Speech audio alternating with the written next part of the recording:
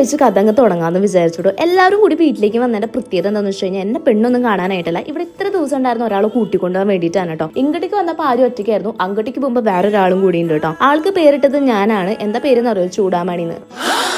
സംഭവം എന്താണെന്ന് വെച്ച് കഴിഞ്ഞാൽ 10th സ്റ്റാൻഡേർഡിൽ പഠിക്കുന്ന സമയത്ത് ഒരു ചാപ്റ്ററിൽ പ്രഷ്യസ് ആയിട്ടുള്ള ഒരു സംഭവത്തിന് വിളിക്കുന്ന പേരാണ് ചൂടാമണി. അതുകൊണ്ടാണ് ഈ ഒരു പേര് ഞാൻ ആൾക്ക് റെക്കമെൻഡ് ചെയ്തത് കേട്ടോ. ഈ അമ്മു ചിന്നു എന്നൊക്കെ കിട്ടും മടുത്തൂന്നേ. ശരിക്കുള്ള പേര് ചൂടാമണി എന്നല്ല കേട്ടോ. ശരിക്കുള്ള പേര് നമുക്ക് നാളെ അറിയാം. ശരിക്കുള്ള പേര് ഞാൻ ചൂടാമണി എന്നൊക്കെ ഇട്ട് വലുതാകുമ്പോൾ എന്നെ വല്ല സാധനം എടുത്താൽ എല്ലാവരുടെ കണ്ണീന്ന് കണ്ണുനീര് വരുന്നില്ല എന്നുള്ളൂ. എല്ലാവർക്കും നല്ല വിഷമമുണ്ട്, ഇങ്ങനെ വിതുമ്പായിരുന്നു കേട്ടോ. അപ്പോഴാണ് ഞാൻ ഈ കേക്ക് എടുത്ത് പുറത്തേക്ക് വന്നത്. 10 എണ്ണയെന്ന് മറ്റുന്ന നമ്മുടെ അഞ്ചോന്റെ ബർത്ത്ഡേ ആണ് കേട്ടോ. ആള് പ്രത്യേകിച്ച് പറഞ്ഞിട്ടുണ്ട് വയസ്സ് വീഡിയോയിൽ പറയരുത് എന്ന്. അങ്ങനെ കേക്കൊക്കെ മുറിച്ച് എല്ലാവരും കഴിച്ചു കേട്ടോ. എൻ്റെ ഒരു പ്രത്യേകത എന്താണെന്ന് വെച്ച് കഴിഞ്ഞാൽ കുറെ ഇഷ്ടമുള്ള ആൾക്കാരോട് ഞാൻ വഴക്കുണ്ടാക്കും.